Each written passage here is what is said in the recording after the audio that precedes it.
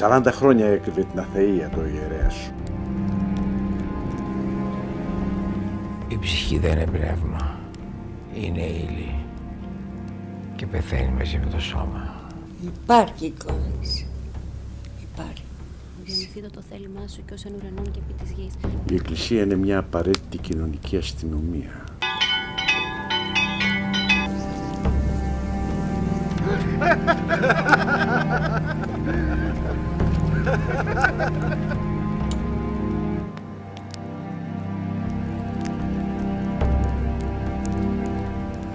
Αποκαλούσε τον Χριστό Πατεών.